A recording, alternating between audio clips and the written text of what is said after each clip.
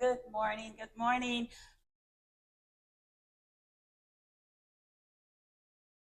We are thrilled to welcome Christal Watson here. She is a powerhouse leader and mayor candidate for Kansas City, Kansas. And welcome to our podcast. Thank you. I'm glad to be here. Christal brings a wealth of experience as a former president, CEO for the Heartland Black Chamber of Commerce, which was 21 years. And I was like, wait a minute, we need to check that. 21 years of service. So it was like, she's not even barely over 25. Actually, it's 10 years. 10 years? Yes. Okay. 10 years. So Yes. we got 20 years from somewhere, so we check that. That's okay. So also a former director at Truman Medical Center, former deputy sheriff of staff at Unified Government for Wyandotte. And right now you are the executive director for the Kansas City, Kansas School Foundation for Excellence. Yes. Wow. So Yes. welcome Thank to you. our podcast. I'm going to want to introduce you all to her, but I'm actually going to step out and we're going to have Miss Juliana step in and go through all the questions. I just wanted to come and welcome you myself first. Thank you. Welcome. Thank you for being here. Appreciate that. But yeah, so I'm going to go ahead and pass it on over to Juliana. Hi, good morning. Good How are morning. you? I am wonderful. Oh, we love that. Well, I wrote down a couple questions. These are no longer good because Miss Dudley kind of went over it. It was basically just like everything that you did. You've done a lot. I have. One of my first questions that I do want to ask that is not on here is what inspired you to get into like the whole like entrepreneur or like the influential type of role in life? You know what? I think I'm an entrepreneur at heart, and I think it started when I was a kid. My grandfather's name was James Monroe Poindexter, and I remember at about 9 years old, I wanted to do an ice cream parlor. Oh, Yes. You can never go wrong with ice cream. Never go wrong. I was going to call it JP's Ice Cream Parlor. It's going to be old fashioned, because I love root beer floats. Oh, yes. So I Yes. think since then, I have always thought about wanting to have some type of business, of my own. I think that's just kind of having that entrepreneurial spirit, and wanting to do something that's yours, right? Yes. Something that's original. I think after that, I never did have the ice cream parlor. You still have time. You still have a lot of time for it. Right. But I did do some desktop publishing and had a little business doing that. And then I did a seminar company and did that for a little while. So that interest has always been there, and I think it always will. Yes. The first question is a current role type of question. As executive director at the Kansas City, Kansas School Foundation for Excellence, what are some of the most impactful projects you've led to support education in the community? I would say the biggest impact I think the foundation has done is supporting families who are homeless within our district.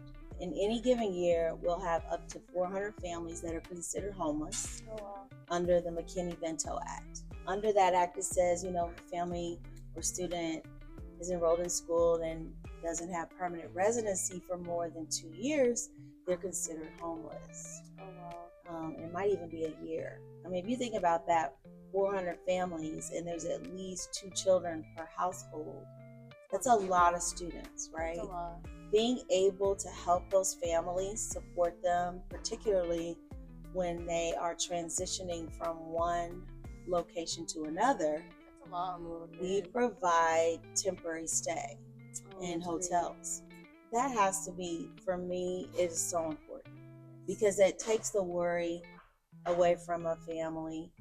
And while we can't, provide permanent housing, it's one of the projects that we are working on and partnering with organizations within the city to find permanent housing for families if they need it, and just being a conduit to bringing the right services together, the right stakeholders together to add more housing to our community to support those families. Low income type homes. Correct. Okay. Low income, whatever housing we need to do, we need to figure it out because I've got 400 families that need decent housing. Seriously. Yes. The market right now, for a family that's making less than $40,000 a year, cannot afford a $1,200 to $1,500 a month rent. And times are not getting easier, right? And with our new current presidential administration, a lot of cuts are coming down the pike, and they're not going to benefit people who are low income to poverty. That's our most impactful. That's going to touch a lot of souls, a lot Yes, of hearts. yes. And help a lot of people. Yes. As a former president, CEO of Heartland's Black Chamber of Commerce for 10 years, Yes. what were some of the biggest challenges and accomplishments you experienced in supporting Black-owned businesses? What was some of the most biggest challenges and accomplishments? Oh, the biggest challenges. Oh my goodness. The biggest challenge was creating programs that support Black business and getting the funding to support it. That was the biggest challenge. There were so many rejections. How was the feeling that you got when you got your first acceptance, like your first funding? Okay, so I know this significantly. So when I went full-time into doing the chamber, I was doing it part-time previous to 2012. So from about 2005 to 2012, I was doing it part-time. In 2012, I went full-time.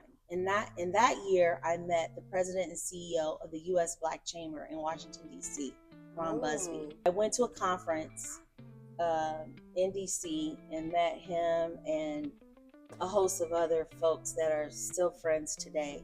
And it just opened my eyes and opened my world. He ended up coming back to KC. We had opened this Urban Business Enterprise Center. We were opening it. And I had asked him if he would come to Kansas City and be our guest. And he came. Oh. And when he came, a lot of businesses, some of the corporate businesses showed up. And because of that, it literally changed who we were as an organization. And it opened the doors for additional funding to come into the chamber so that we could do the work we wanted to do. Oh, that's so cool. Yeah. That's so exciting.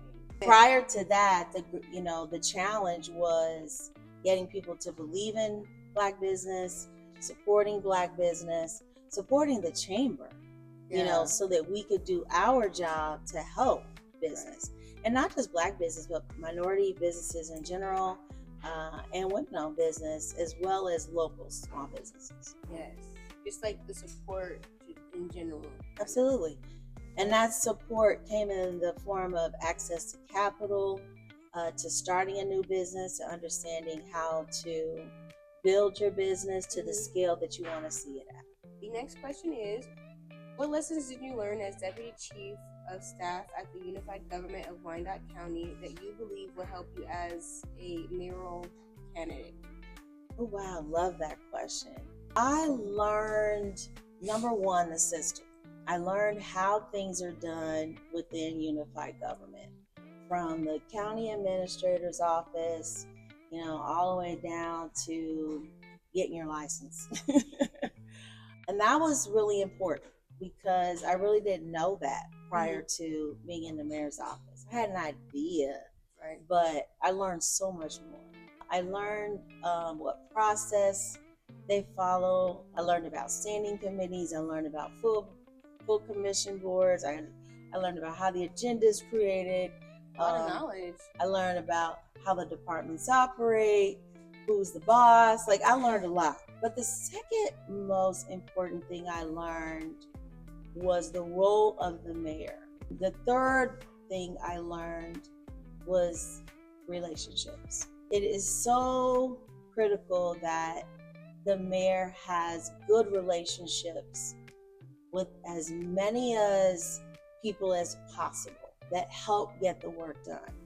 But more importantly, the relationship the mayor has with the council, with the city commissioners, because the mayor does not vote.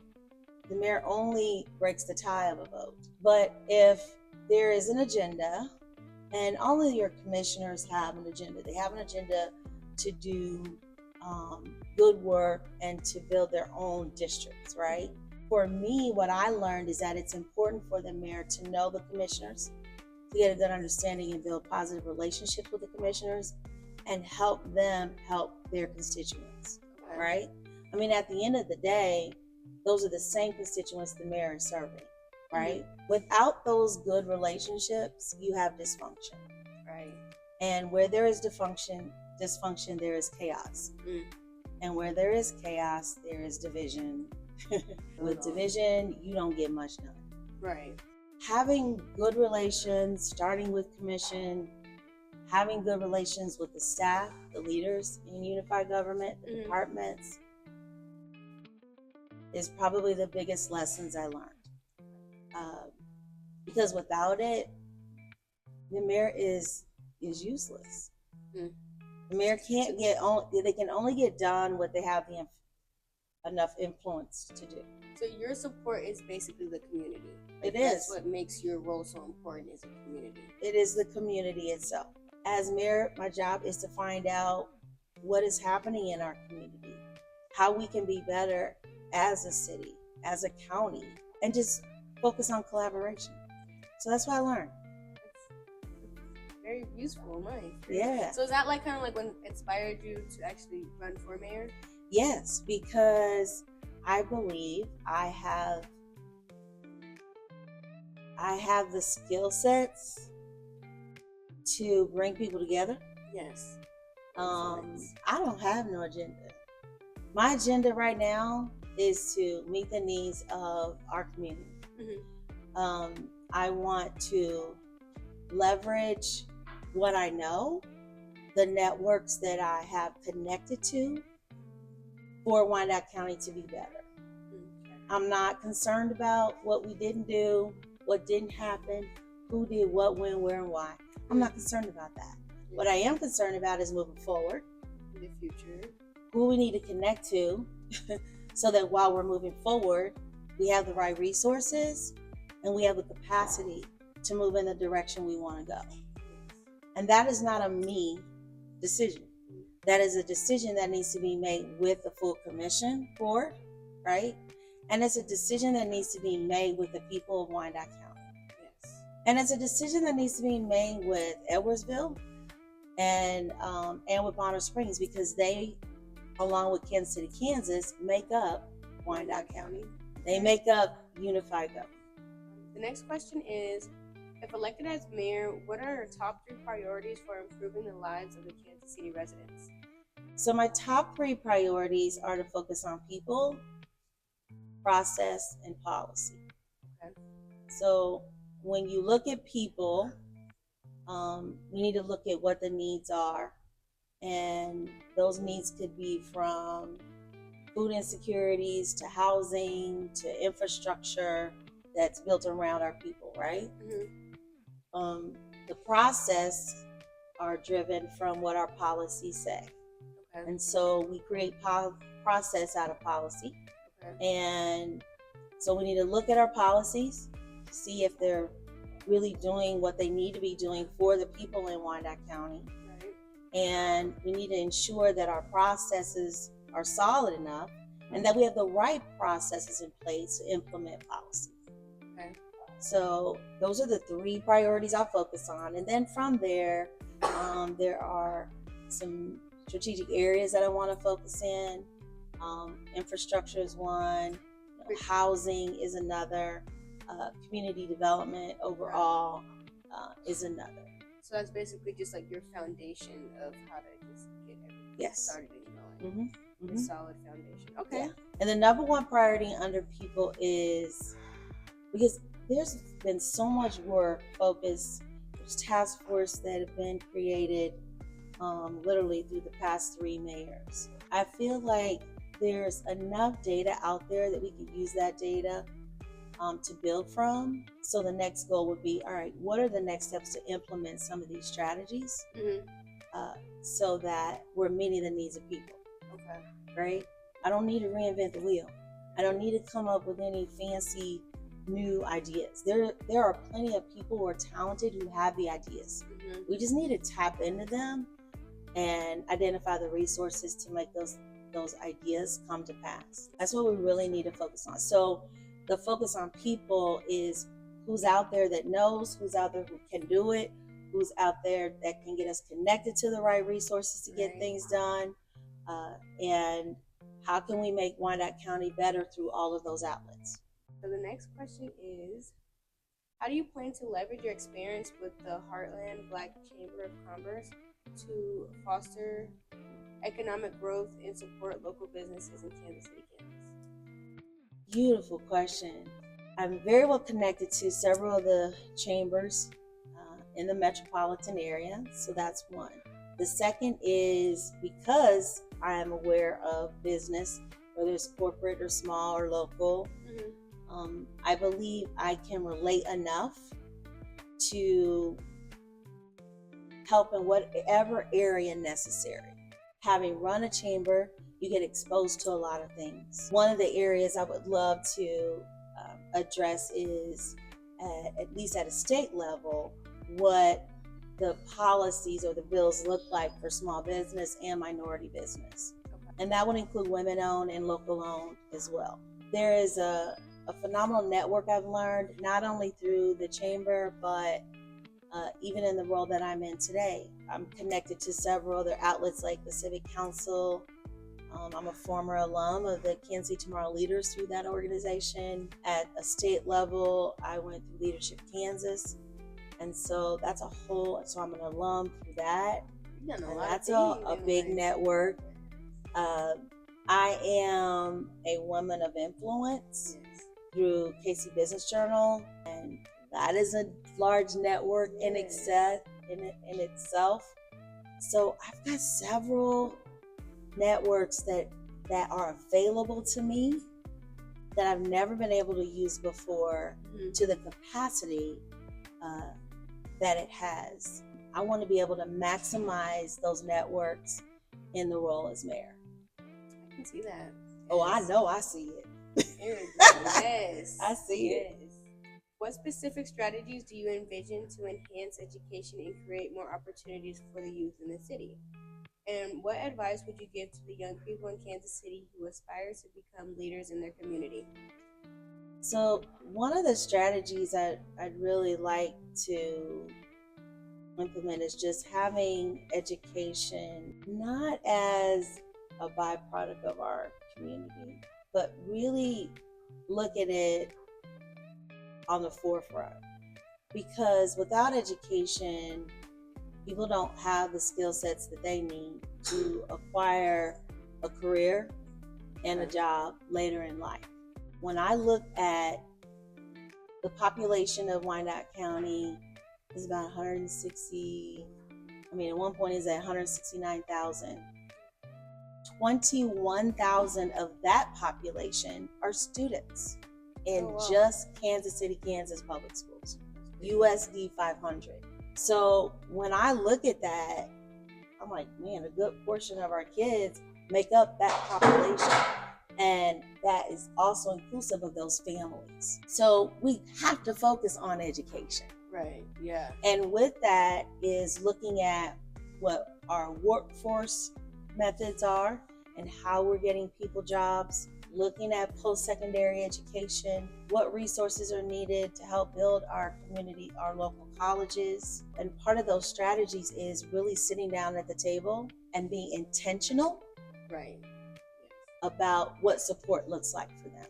That's in the nutshell a little bit about what I'm thinking about for strategies. One of the primary strategies in helping and moving through education.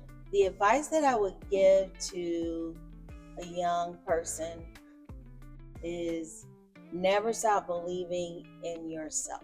Regardless of what the circumstances are in your life, regardless of what you're experiencing, never give up on yourself. No matter what anybody says to you that makes you feel insecure or insignificant, you are significant. You are important. And if you don't believe that for yourself, then you will believe what other people tell you. So having that strong foundation, regardless of what's going on in your life, will carry you through. You gotta believe in who you are. You gotta believe that you were created for purpose. because we all were created for purpose. Created for a purpose on purpose. Created for purpose on purpose. I love it. Yes. That's the best advice I could ever give, because life will take you through so many trips and turns, and it will disappoint you, but it will also give you great joy. If you know who you are and you're confident in who you are, you can get through the trips and turns, and you can enjoy the best moments that life will ever bring you. Yes. You also have to be willing to put the work in. Oh yes, faith without works is dead. Faith without works is dead. Absolutely. And more importantly, having a strong faith. Sometimes believing in yourself comes from having a strong faith, a spiritual connection. For me, it is through God. It is through Jesus Christ. I mean, it could be different for someone else. But I know for me, as a young person, remembering my childhood and growing up, Yes. that faith was the catalyst for me believing in myself. You know, it was the impetus to get me to believe in myself, my faith. Our last question is, what's your favorite Kansas City food? Your go-to way to relax, and one book or movie that's inspired you recently. Whoa. That's a lot. That's a lot. Okay. Let's start with your favorite food. Your favorite Kansas City food. My favorite Kansas City food. I have so many favorites. Wow. My favorite Kansas City food. I'm going to tell you what my favorite food is. Okay. My favorite food is seafood. Seafood? Yes. Okay, so you love you good seafood boil? I love some good seafood. And in that respect, you know, I have to say one of my favorite go-tos is king crab. King crab? Yes. I love good. going there and getting the seafood, like sausage and shrimp and crab legs. I love it. That's one of my favorites. What was the other question? What's your go-to way to relax? My go-to way to relax is sleep. Oh. I love to just sit down, watch a great movie. So I love watching movies. But sleep is my favorite thing ever to do, ever. I love sleep. I don't blame you, girl. What is one of your favorite books? One of my favorite books of all time is called Maximize the Moment by T.D. Jakes. Okay. Yep. And has that inspired you? Absolutely, because I try to maximize every moment I'm in. Yes. I try to get the most out of everything I do. I want to give the most in every situation. And I want whoever I'm in the company with to feel important, to feel like I see them, I hear them, and I understand. Yes. I want to bring out the best in people, and I want to bring out the best in every situation. Love that. It was such an honor to interview you, and for you to come on our Magnolia podcast. Yes. Thanks Well, for I coming on. appreciate you, and I appreciate what Magnolia is doing for our community. To be the only nail tech in the metropolitan area school is phenomenal, and we have it right here in Wyandotte County. Yes. So I'm excited about what you all are doing, and I am thoroughly excited about the talent that will come from this school. So thank you. I'm the one that is honored. That's all that we have time for today. So thank you guys for watching. If you like the video, don't forget to give us a like and comment some things you guys might like. See you guys next time. Bye-bye.